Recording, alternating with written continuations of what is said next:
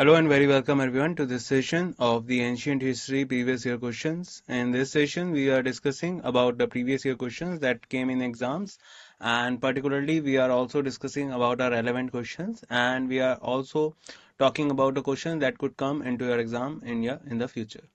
So in today's topic, we are going to cover the Ancient History Previous Year part, and particularly the topics related to the um, and of the ancient history. So, particularly, let's start our questions and see what we can learn from them. Before we start, these are the topics I got covered for you. So, I've got covered borderline dynasties, Rajput dynasty, ancient period miscellaneous, and at last, I will summarize all the topics for all of you. Before we start, the images used in our slide deck are for educational purpose only. We respect the intellectual property rights of the original creators and owners of these images. If you are the owner of any of the images used in this deck and have any concerns or issues, please contact us at sathee@iitk.ac.in and we shall remove the images.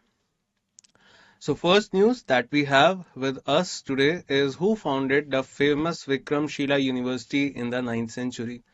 So you have your time. So this is a quite simple question, I guess, because Vikramshila University is a very famous university out of the three universities of that time. So just try to answer me. Options are Samanta Sena, Balal Sena, Dharampal or Gopal. So take your time and answer.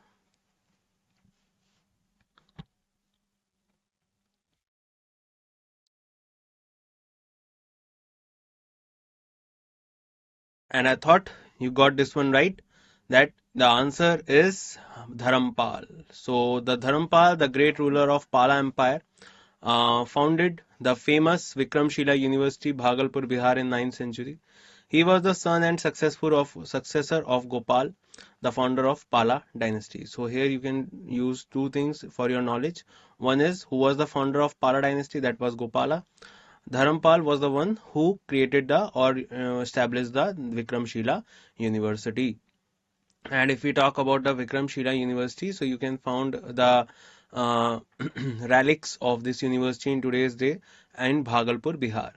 And apart from that, Nalanda is also in Bihar. These are the some of the oldest university. But if we talk about the oldest university in the world and in India as well at that time, so that was Takshashila. Okay, so remember that as well. So who founded the famous Vikramshila University? So that was founded by Dharam Pal. Remember that. The famous Konark Sun Temple is attributed to. So the famous Konark Sun Temple is attributed to the options are King Samrat Ashok, King Raja Raja Chola, King Narsim Dev I, King Raghunath Singh. So take your time and answer the question.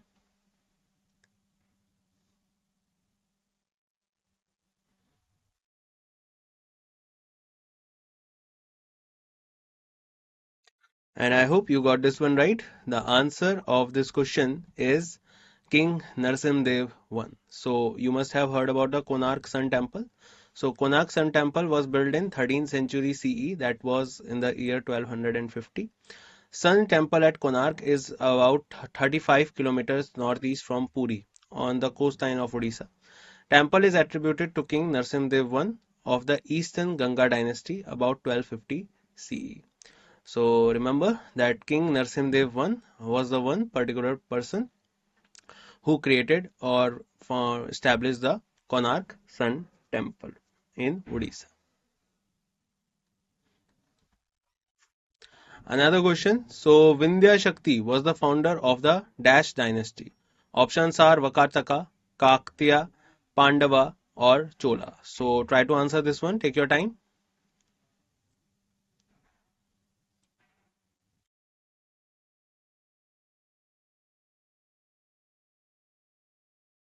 And yes, your answer for this question is Vakataka.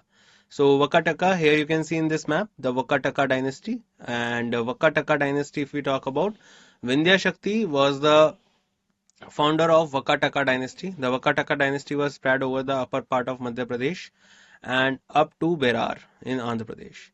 Vindhya Shakti is mentioned in Vayu Puran and Ajanta Lake. The most powerful king of this dynasty was Pravar Sen I. Pravar Sen was the only ruler of this dynasty who assumed the title of emperor.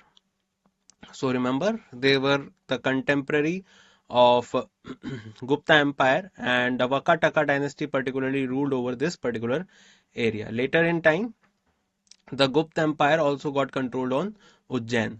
That is why the capital of Gupta Empire earlier was Patliputra, and later during the time of Chandragupta II it was Ujjain. So for now, remember, the Vindhya Shakti was the founder of Vakataka. Who was the first of the Pala dynasty? So basically, he is asking that Pala dynasty was founded by which of the following king? So take your time and answer.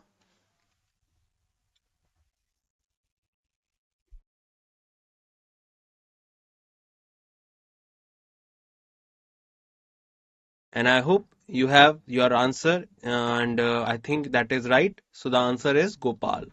So the capital of of this dynasty was Munger. Munger, if you remember Munger, we also came to know about Munger during the modern history time when the Mir Qasim, the Nawab of Bengal, he transferred his capital from Murshidabad to Munger because he had to create an armory in Munger, and that is why later in 1764 the Battle of Buxar happened. So remember that Gopal was the person, and particularly the Pal rulers were the followers of Buddhism. Pal ruler Dharampal established Odant Puri University. The principal kings of Pala dynasty were Gopal, Dharampal, Devpal, Narayanpal, Mahipal, and Nepal. And if we talk about Dharampal, so Dharampal was the one who established the Vikramshila University.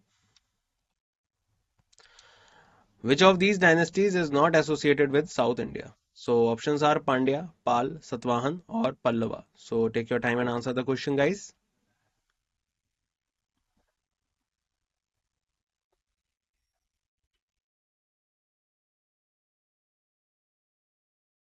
And you got this one right. The answer of this question is Pal. So Pandya, Satvahan, Pahallava dynasties of South India are famous dynasties, while the Pala dynasty was founded by Gopal in Bengal. The capital of Pala dynasty was Munger. The next ruler of Pala dynasty was Dharampal, during which the tripartite struggle began. He established Vikramshila University and Sompur Mahavihar and renovated Nalanda University, which was earlier created by Kumargupta first. He was succeeded by Devpal. It was during this period that Bala Putra Dev, the Shailendra dynasty ruler of Java, built a Buddhist Bihar in Nalanda. Rampal was the last ruler of Pal dynasty.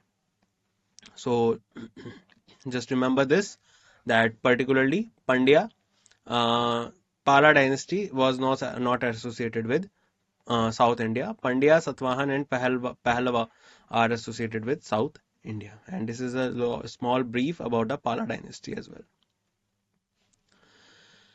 Jantar Mantar in Delhi was built by Maharaja. So options are Jai Singh first of Jaipur, Jai Singh second of Jaipur, Ram Singh first, or Bishan Singh. So this question is quite confusing one. So try to answer with your all whole knowledge.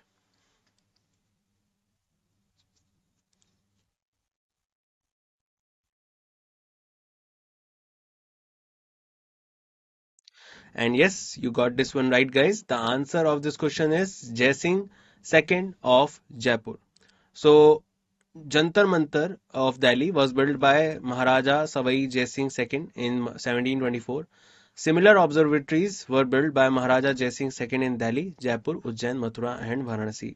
And he was the person who is a kind of a modern king at that time because he himself was very interested in mathematics and the related subjects, and that is why he created a lot of observatories for astronomy, astrology, and apart from that he also created or particularly translated a lot of theorems and mathematics theorems into the regional languages. So remember his name is Jai Singh II of Jaipur, and he was particularly the person who created Jantar Mantar of Delhi. What is Jantar Mantar made by Maharaja Savai Jai Singh II of Jaipur?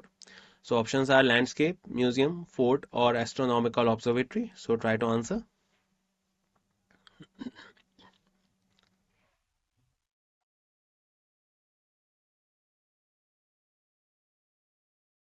And I hope you got this one right. I just tell you about this question. What is Jantar Mantar? So Jantar Mantar is an astronomical observatory. So Jantar Mantar of Delhi was built by Maharaja Savai Jai Singh II in 1724. Similar observatories were built by Maharaja Jai Singh II in Delhi, Jaipur, Ujjain, Mathura, and Varanasi. So remember that astronomical observatory, Maharaja Savai Jai Singh has created the Jantar Mantar. In how many cities did Maharaja Jai Singh II build the Jantar Mantar? Options are, this is a question, very good question. This is 5, 3, 1, or 2. So try to answer.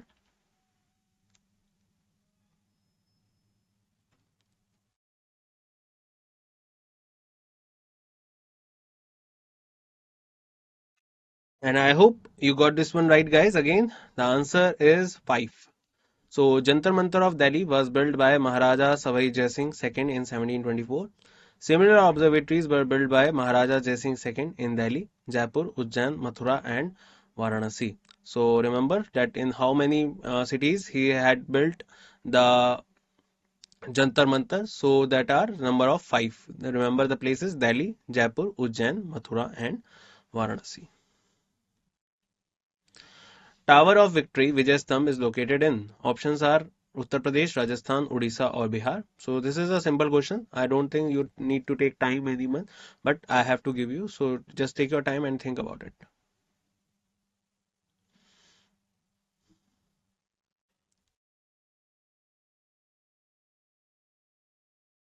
And your answer is right. The answer is Rajasthan. So Vijayastham Victory Tower at Chittorgarh in Rajasthan was built by Maharana Khumba to commemorate his victory over Mahmud Khilji of Malwa in 1437.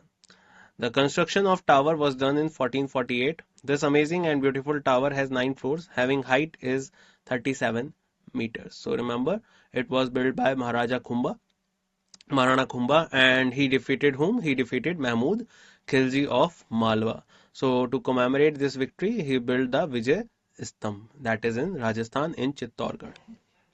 Chittorgarh is the same place where you can say the kings like if we say Rana Uday Singh or Maharana Pratap belongs to.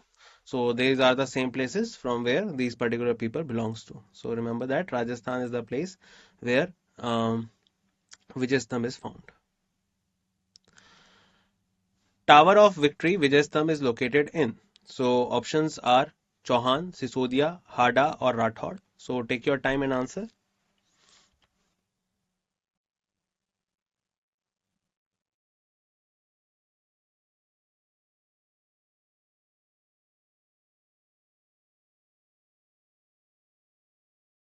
And I hope you got this one right. The answer of this question is Sisodia.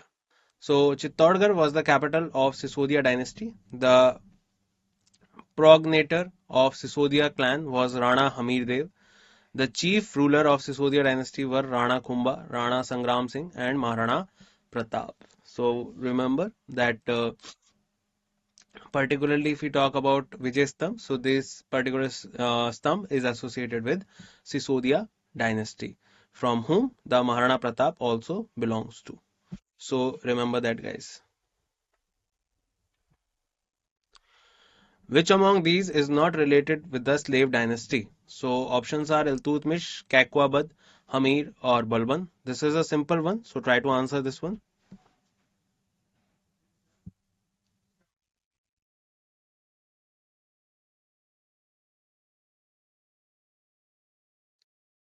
And your answer is right. The answer of this question is Hamir.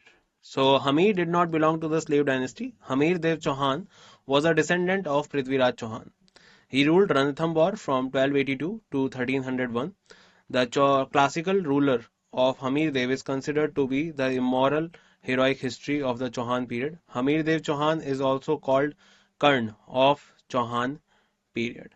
So remember, Hamir is not the person who belong or a king who belongs to slave dynasty. He belongs to the Chauhan dynasty, and he was a descendant of Prithviraj Chauhan, and particularly he ruled Ranthambore. Because after the defeat of Battle of Tarain II, the particular dynasty of Chauhan dynasty, they moved to the Ranthambore side, and that is why he ruled over Ranthambore. Raja Bhoj, the prominent proponent of literature, was associated with which dynasty? So options are Chalukya, Chola, Parmar, or Pala. So try to answer.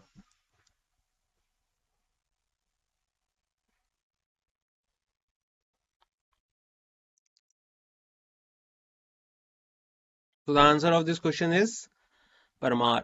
So Raja Bhoj was a well-known proponent of literature, was associated with Parmar dynasty. Parmar dynasty king ruled in Dharan Nagari, Dhara Nagari, the capital of Malwa, from the 9th century to the first half of the 14th century. If you have heard this phrase, Kaha Raja Bhoj, Kaha Gangu Teli, then you must have heard this name, Raja Bhoj. So he is the Raja Bhoj, whom in the phrase we are talking about. And do remember that if we need to uh, separate or we need to check that whom we are talking about. So there were two kings. One was Raja Bhoj and the other one was Mihir Bhoj. Mihir Bhoj is associated with Pratihar, Gurjar Pratihar, and Raja Bhoj is associated with the Parmar dynasty. Remember that.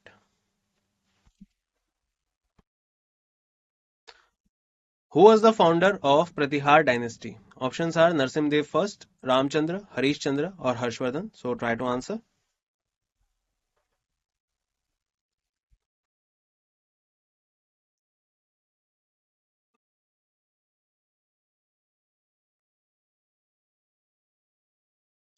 And you got this one right, guys. The answer of this question is Harish Chandra. So, Pratihar dynasty was the most famous dynasty among the Rajputs of Agnikul. The founder of the Pratihar dynasty was King Harish Chandra, who was a Brahma, Brahmak Kshatri, and his capital was Kannauj. The real founder of the dynasty under the Gwalior inscription was Nagbhat first. So, basically, they are the particular founder of this dynasty called Pratihar. And if we talk about the inscription, so it says that it was founded by Nagbhat first. But if we talk about the leniency or particularly the king, whom the famous king of Satyug, to whom they are associated with, so that was Harishchandra. And if we talk about Agnikul, so Agnikul is basically a clan under which was created by a particular rishi called Rishi Vasist. And particularly Agnikul consists of total four clans of Kshatriya um, Vard. So remember that as well. So remember who was the founder of Pratihar dynasty. So according to inscription, it was Nagbhat, but really the founder of Pratihar dynasty was King Harishchandra. Who among the following defeated Muhammad Ghori of Gohri dynasty in Kayadra village near Mount Abu? So options are Bhimdev Solanki 1, Kulu Tung Chola 1, Bhimdev Solanki 2, or Kulu Tung Chola 2. So take your time and answer this question, guys.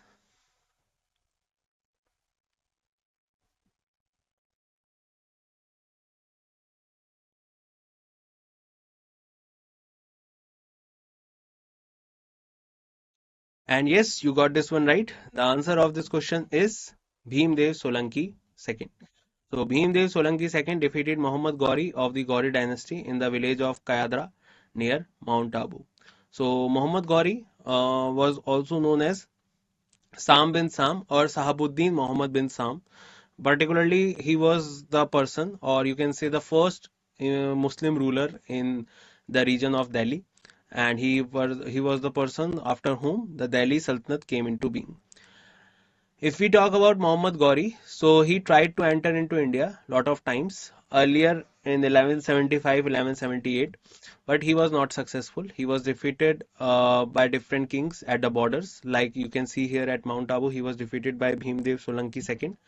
And if we talk about another defeat that Gauri saw, that was from Naiki Devi of Gujarat. And after that, in 1192, he was successful in defeating Prithviraj Chauhan, and that too by betrayal, or that too was because of the betrayal of some people. And after that, he was able to capture the kingdom of India.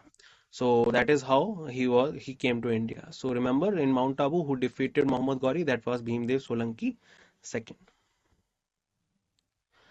Another question that we have with us is, which of the following cities is the Mahakaleshwar temple situated? Ujjain, Varanasi, Bhubaneswar or Bhopal? So try to answer this one.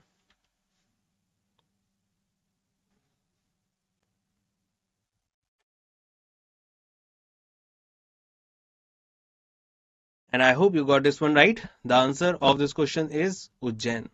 So Mahakaleshwar temple is located in the ancient city of Ujjain in the state of Madhya Pradesh. It is a Hindu temple dedicated to Lord Shiva. The temple is situated on the banks of the holy river Shipra. So remember, the Ujjain is a city that is situated beside a river called Shipra. And apart from that, remember one more thing here, that Chandragupta II was the king who created Ujjain, his second capital. His first capital was Patliputra. Who invented paper? This is a very good question. So try to answer. Options are Mahavir Acharya, Bodhayan, Kailun, or Vrahamihir. So take your time.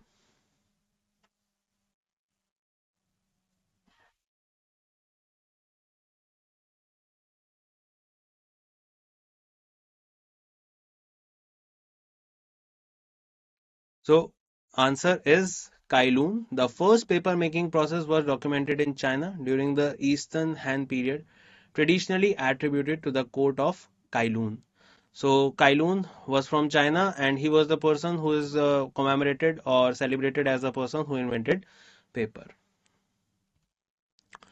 Which of the following ancient Indian philosopher mentioned about the smallest particle of matter and named it atom? So as we know that lot of things that came into the discovery of modern physics in today's world, or modern chemistry in today's world, we already know about that. So the question is, the ancient Indian philosopher who mentioned about the smallest particle of matter named it atom. So was it Chanak, Kannad, Bodhayan, or Brahamihir? So try to answer this one.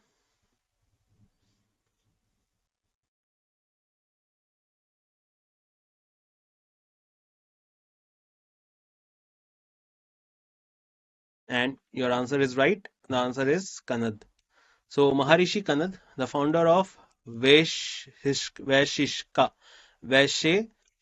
school of Indian philosophy, suggested that all matter is composed of very small particles. He named these as Parmanu. These were invincible according to him. These Parmanu exhibited two states, state of motion and state of absolute rest. So just remember the answer of this question is Kannad. Which Indian state was in the ancient history known as Kamrupa? This is a simple question, I guess. Options are Assam, Bihar, Odisha, or West Bengal. So try to answer this one, guys.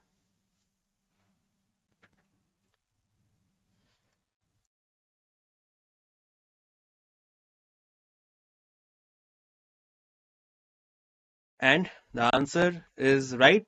The answer is Assam. So, present state of India, Assam was referred to as Kamrup in many of the ancient Indian literature. It was also known as Pragjotishpur due to astrology, Jyotish Shastra practices that prevailed in this part of the country during that time. It was established in the Brahmaputra Valley in the 13th century. And Kamrup was a very famous kingdom. After Kamrup kingdom, the very famous kingdom that came in Assam was the Ahom kingdom. In which state did the ancient kingdom of Kamrup exist? So we just did this question. So try to answer first.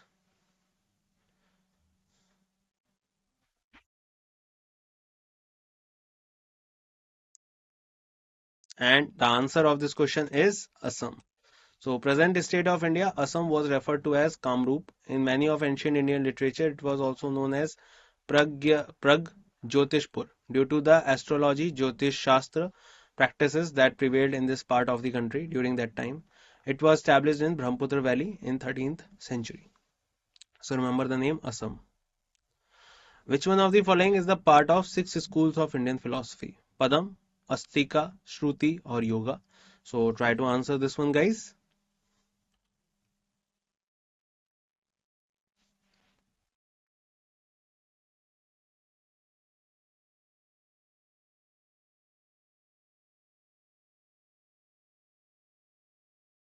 And I hope you got this one right. Yoga. So, yoga as a separate school of philosophy which has been included as one of the six orthodox schools in medieval era. The other schools are Samkhya, Nyaya, Vaisheshika, Mimamsa, Mimamsa, Vedanta. The ethical theory of yoga philosophy is based on yamas and niyams, and every year 21st June is observed as the International Yoga Day. So remember that yoga is the particular thing that is one of the part of the six schools of Indian philosophy, and the other fives are here. You can see.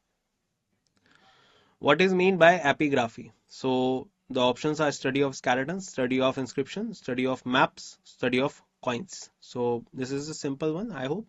So try to answer.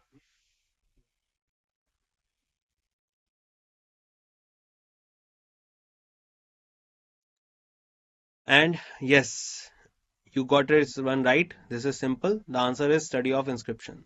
So epigraphy is related to the study and interpretation of ancient inscriptions. Osteology is related to the study of structure and function of skeleton. Numismatics is related to the study of coins. Cartography is related to the study of maps. So remember all these things. Epigraphy is related to the study of inscriptions. Inscriptions that are you can see in this picture that a particular language is particularly engraved on this stone. The famous Gol Gumbaj is located in. Options are Punjab, Rajasthan, Karnataka, or Gujarat. So try to answer.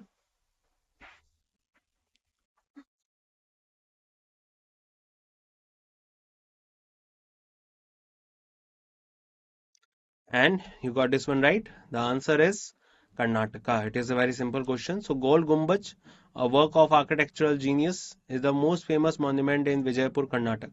It is the tomb of Muhammad Adil Shah, ruled 1627 to 1656. It is the country's largest and the world's second largest dome, unsupported by any pillars. This mausoleum of Muhammad Adil Shah was constructed in 1656 by the architect Yaqut of Dabul. So remember that Gol Gumbaj of Karnataka is the second largest dome in the world and unsupported by any pillars. Who was the grandson of Bhim and Hidimba as per Mahabharata? So options are Barbarik, Iravan, Parikshit, or Babru Vahana. So take your time.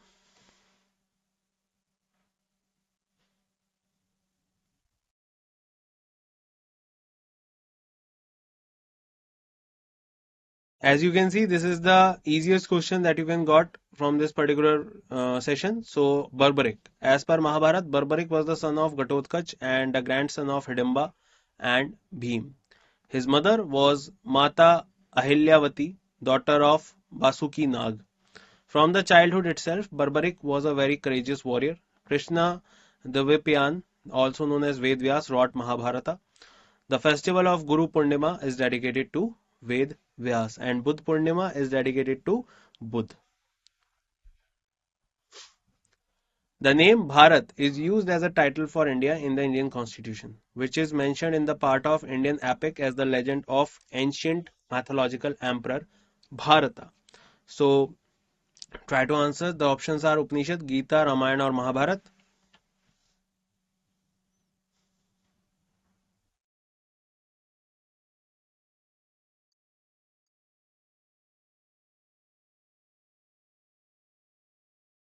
So I hope you got the right answer. The answer is Mahabharat.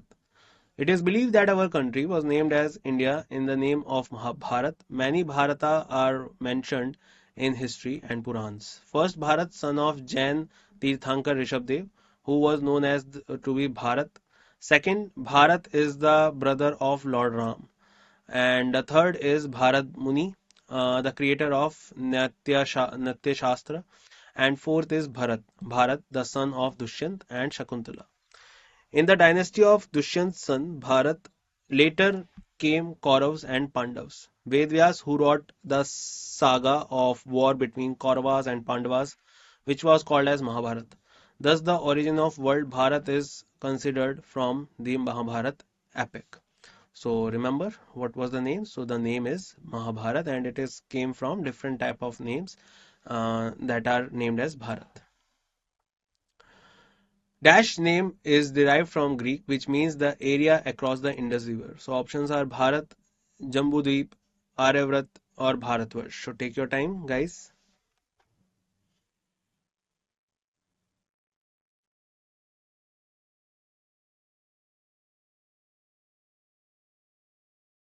And I hope you have the right answer. The answer is Bharat. So the name Bharat was mainly named after Bharat, the son of Rishabdev. The word India comes from the Greek language, which means the region across the Indus River. It is noteworthy that the Greek ambassador Megasthenes also composed a book, Indica, which is described in the context of India. So remember that Bharat name is derived from the Greek, which means the area across the Indus River. Or India name is derived from the Greek, which means the area across the Indus River. The name India is derived from Dash River, Sindhu, Indus River, Irrawaddy River, Brahmaputra or Ganga. So take your time, guys.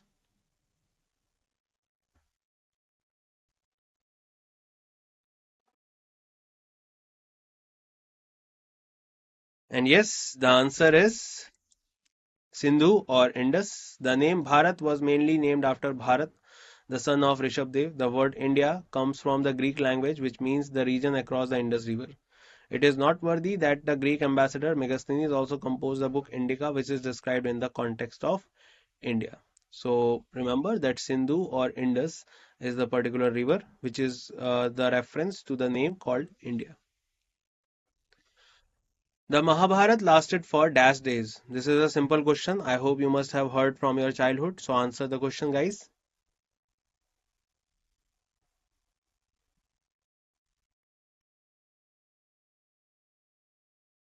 And the answer is 18. So Mahabharata epic was composed by Vedvyas. The Mahabharata describes the fierce battle which took place between Kauravas and Pandavas. This battle of Mahabharata lasted for 18 days. In this battle, the 7 Akshohini army of Pandavas got victory over the 11 Akshohini army of Kauravas. So Akshohini is the word that describes the number of infantry, soldiers, chariots, and other elephants and all that. So that is the point. So remember, it lasted for 18 days. The concept of dash is based on superstitious beliefs. Options are checker, solitaires, chess, or snake and ladder. So take your time.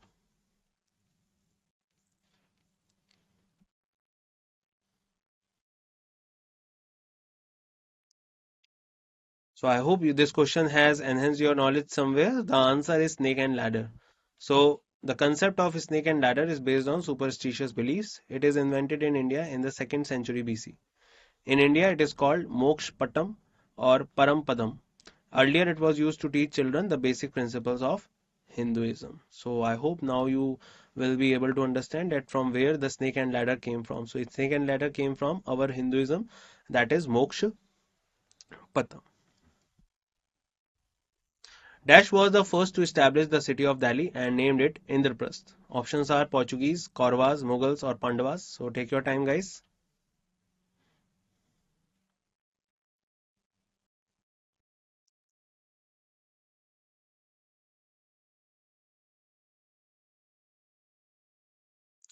And yes, the answer is Pandavas. So Pandavas was the first to establish the city of Delhi and named it Indraprasth. Officially, the national territory of New Delhi is the Union Territory and the Metropolis of India, being the national capital, the headquarters of the three central government units, executive, parliament, judiciary established in New Delhi. Situated on the bank of river Yamuna, the city has a glorious mythological history. During the Mahabharata period, the city of Delhi was first established by Pandavas and named this city as Indraprasth. So remember that Pandavas were the one who established the Indraprasth, and in establishing this particular uh, area, Indradev has helped him, had helped them in particularly founding this particular city. Which of the following is a philosophical theory that recognizes only what can be verified scientifically or whose logical or mathematical verification is possible? And does it rejects the metaphysics and theism? Options: structural feasibility, symbolic interaction, dissension, positivism. So take your time and try to answer this question.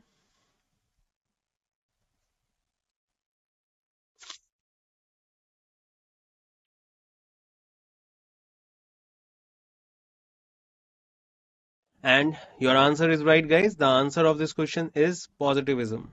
So, positivism is a philosophical theory recognized that only be verified scientifically or whose logical or mathematical verification is possible. And thus, it rejects the metaphysics and theism. Positivism states that genuine knowledge. So, remember, positivism is the key. So, let's summarize what we have learned, guys. So, first of all, Vikramshila University was founded in the 9th century by Dharampal. The Konark Sun Temple is attributed to King Narsimdev I. Jantar Mantar, an astronomical observatory, was built by Maharaj Jai Singh II in multiple cities. Vindhya Shakti founded the Vakataka dynasty. The Pala dynasty was initiated by Gopal. Raja Bhoj was associated with Chalukya dynasty. Pratihar dynasty was founded by Ramchandra. Bhimdev Solanki once defeated Muhammad Gauri near Mount Abu. The Tower of Victory is located in Rajasthan. Kailoon is credited with the invention of paper. Kannada is recognized for introducing the concept of the atom.